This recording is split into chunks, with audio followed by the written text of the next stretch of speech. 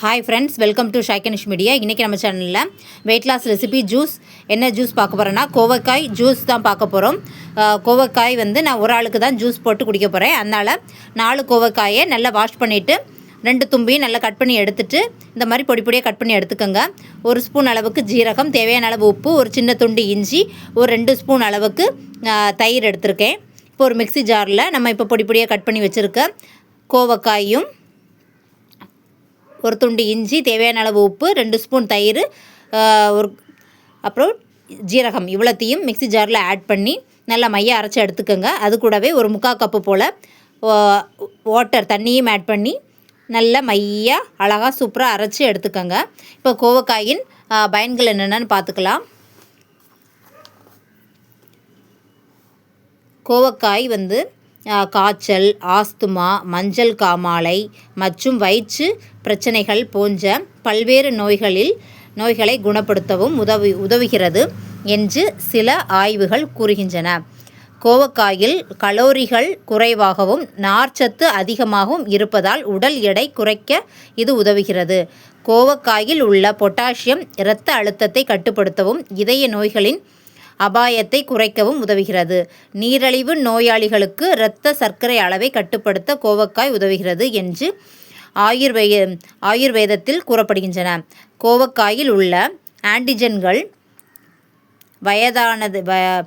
வயதாவதை தடுக்கும் பண்புகளை கொண்டுள்ளன. மேலும் இது சருமத்தின் ஆரோக்கியத்திற்கும் நல்லது. பச்சையாகவே கோவக்காயை மென்று சாப்பிட்டால் வாய்ப்புண் ஆறிவிடும். இவ்வளவு நன்மைகள் கோவக்காயில் இருக்குங்க. அதனால் நம்ம கோவக்காய் ஜூஸை இந்த மாதிரி வீக்லி ஒன்ஸ் நம்ம டெய்லியும் ஒவ்வொரு வெயிட் லாஸ் ஜூஸ் ட்ரிங்க்ஸ் போட்டுக்கிட்டே தான் இருக்கோம் நம்ம சேனலில். இன்றைக்கி நம்ம டுடே என்ன எடுத்துருக்கோன்னா கோவக்காய் ஜூஸ் தான். அது நம்ம தயிருடன் சேர்த்து ஜீரகம் இதெல்லாம் சேர்த்து நல்ல மையாக ஒரு 1/2 கப்பு போல் தண்ணியை ஆட் பண்ணி அரைச்சி ஒரு ஆளுக்குள்ள அளவு சொல்கிறேன். குடிக்கும்போது செம்ம டேஸ்ட்டாக இருக்குது. ட்ரை பண்ணி பாருங்கள். இன்றைக்கி நம்ம வெயிட் லாஸ் ரெசிபி என்னலான்னு பார்த்துடலாம். 2 முட்டை பெப்பர் போட்டு ஆம்லேட் போட்டு எடுத்துட்டேன். கொஞ்சமாக கருப்புளுந்து சாதம் பண்ணியிருந்தேன். அதுவும் ஒரு 2-3 ஸ்பூன் போல் எடுத்துகிட்டு வந்துட்டேன். கொஞ்சமாக எடுத்துகிட்டு வந்திருக்கேன்.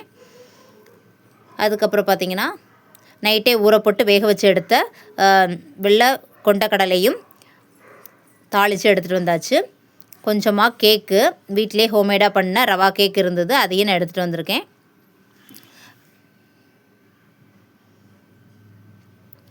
இந்த சைடு பார்த்திங்கன்னா எப்பவும் ரெகுலராக உள்ள நம்மளுடைய ராகி கூழ் தான். இன்றைக்கி டுடே வெயிட் லாஸ் ரெசிபி இது தான். நீங்கள் பார்த்துருப்பீங்கன்னு நினைக்கிறேன். கோவக்காய் ஜூஸ் எப்படி போடுறது, கோவக்காயை நம்ம சாப்பிட்றதுனால என்னென்ன பயன்கள், இன்றைக்கி என்ன வெயிட் லாஸ் ரெசிபி என்ன அப்படிங்கிறதையும் நீங்கள் பார்த்துருப்பீங்க. இப்போ இதோட கண்டினியூட்டிவாக நேற்று நைட்டு நான் செஞ்ச கேக் ரெசிபியும் இதோட ஆட் பண்ணுறேன். பார்த்துட்டு வாங்க. ஹாய் ஃப்ரெண்ட்ஸ், வெல்கம் டு ஷைக்கனிஷ் மீடியா. இன்றைக்கி நம்ம ரவா கேக் எப்படி பண்ணலான்னு பார்க்கலாம். ரவா கேக் செய்யறதுக்கு தேவையான பொருட்கள் என்னென்னு ஃபஸ்ட் நம்ம பார்த்துட்டு வந்துடலாம் வாங்க. ரவா கேக் செய்ய தேவையான பொருட்கள் என்ன பார்த்துக்கலாம். ஒரு 1/4 கப்பு ரவை எடுத்திருக்கேன், 1/4 கப்பு பால் எடுத்திருக்கேன், 1/2 கப் மணமில்லாத ஆயில், 1/2 கப் தயிர், ஒரு ஸ்பூன் அளவுக்கு ஆப்பச்சோடா பேக்கிங் சோடா, ஒரு கப் ஃபுல்லாக சுகர், ஒயிட் சுகரும் ஏலக்காவும் எடுத்திருக்கேன். ஃபஸ்ட்டு பார்த்திங்கன்னா இந்த 1 கப் சுகரையும் ஏலக்காவையும் மிக்ஸி ஜாரில் அரைச்சி எடுத்துக்கலாம். 180 டிகிரி வச்சு 10 மினிட்ஸ் ஃப்ரீ ஹீட் பண்ணிக்கலாம். இப்போ நம்ம ஒயிட் சுகர் பவுட்ரு பண்ணி எடுத்தாச்சு. இந்த பவுட்ரை ஒரு மிக்சிங் பவுலில் ஆட் பண்ணிக்கோங்க. அதுக்கப்புறம் பார்த்திங்கன்னா நம்ம எடுத்து வச்சுருந்த 1/2 கப் தயிர், 1/2 கப் மணம் இல்லாத ஆயில், இந்த ரெண்டையும் மிக்ஸ் பண்ணிவிட்டு நல்லா மிக்ஸ் பண்ணி விட்டுக்கலாம். சர்க்கரை, ஆயில், தயிர் எல்லாத்தையும் நல்லா மிக்ஸ் பண்ணி விட்டுக்கோங்க. நல்லா மிக்ஸ் ஆனதும் நம்ம எடுத்து வச்சுருந்த 1/4 கப்பு ரவையும் ஆட் பண்ணி இதோட நல்லாவே மிக்ஸ் பண்ணி எடுத்துக்கலாம்.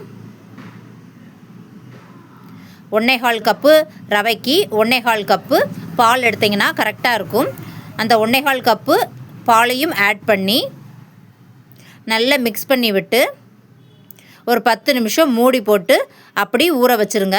ரவை பாலோட நல்லா ஊறி போய் நல்லா திக்காக மாறி வந்திருக்கும். அந்த ஸ்டேஜில் நம்ம எடுத்து வச்சுருந்த அந்த ஒரு ஸ்பூன் ஆப்பச்சோடா பேக்கிங் சோடாவையும் போட்டு நல்லா மிக்ஸ் பண்ணி ஒரு 10 மினிட்ஸ் அப்படி ஊற வச்சிடலாம். இப்போ கேக் டின்னை வந்து ஆயில் தடவி நம்ம ரெடி பண்ணி வச்சுக்கலாம். அது 10 நிமிஷம் ஊறதுக்குள்ளால் ஆயில் டின் ஃபுல்லாகவே ஆயில் அப்ளை பண்ணிவிட்டு கோதுமை மாவும் நல்லா ஸ்ப்ரெட் பண்ணி விட்டுட்டிங்கன்னா கேக் டின்னில் நம்ம வேக வச்சு எடுத்ததுக்கப்புறம் கேக் வந்து டின்னில் ஒட்டாமல் எடுக்கிறதுக்கு நமக்கு ரொம்ப ஈஸியாக இருக்கும். அதுக்கு தான் நம்ம இந்த மாதிரி ரெடி பண்ணி எடுக்கிறோம். உங்களுக்கு பட்டர் ஷீட் இருந்ததுன்னா கூட அதை கூட நீங்கள் போட்டு வச்சுக்கலாம். கேக் வேக வச்சு ஆற வச்சு எடுக்கும்போது அப்போ தான் நமக்கு ஈஸியாக இருக்கும். 10 நிமிஷம் ஊறிடுச்சு. கேக் டின்னில் நம்ம அது ஃபுல்லாகவே நம்ம ரெடி பண்ணி வச்சுருந்த பேட்டரை வந்து ரவா கேக் பேட்டரை நம்ம அதோட ஆட் பண்ணிக்கலாம். ஆட் பண்ணிவிட்டு 180 டிகிரியில் 40 மினிட்ஸ் நான் வச்சு எடுத்தேன். சூப்பராக நம்மளுடைய ரவா கேக் ரெடி ஆயிடுச்சு. இது லைவில் காணிச்ச பிக்சர் தான் நான் இப்போ உங்ககிட்ட காணிக்கிறேன். நேற்று நைட்டே வந்து ரவா கேக் செஞ்சுட்டு நான் லைவ்லேயே நான் இந்த ரவா கேக்கை நான் காணிச்சிட்டு பிளேட்டில் வந்து நான் தட்டும்போது என்ன ஆயிடுச்சுன்னா அது பாதி வந்து மிஸ் ஆகி கை தவறி சோஃபாவுக்கு மேலே கீழே விழுந்துருச்சு. ஸோ லைவில் காணிச்ச பிக்சர் தான் இருந்தது. அதை தான் உங்கள் கூட நான் இப்போ ஆட் பண்ணியிருக்கேன். இந்த வீடியோ உங்களுக்கு ரொம்ப பிடிச்சிருக்கும்னு நினைக்கிறேன். நீங்களும் ட்ரை பண்ணி பாருங்கள் வீட்டில். லைவில் வந்திருந்தீங்கன்னா நான் டேரெக்டாகவே நேற்று கேக் செஞ்சு நீங்கள் பார்த்துருக்கலாம். சூப்பராக டேஸ்ட்டாக இருந்தது. ஃபஸ்ட் கிளாஸாக இருந்தது. ரவா கேக் வந்து ரொம்ப சாஃப்டாக நான் கட் பண்ணி கூட காமிச்சிருப்பேன் லைவில். செம்ம டேஸ்ட்டாக இருந்தது. நீங்களும் கண்டிப்பாக செஞ்சு பாருங்கள். ஃபஸ்ட் கிளாஸாக இருக்கும். நம்ம வெளியே இந்த மாதிரி வாங்கி கொடுக்கறதோட வீட்டிலேயே நமக்கு ஹெல்த்தியாக எல்லாத்தையும் ஆட் பண்ணி பசங்களுக்கு செஞ்சு கொடுக்க ரொம்ப நல்லது. நம்ம வீடியோ ஃபஸ்ட்டுமே பார்க்குறதா இருந்தால் சப்ஸ்கிரைப் பண்ணுங்கள். பாய், see you, take care.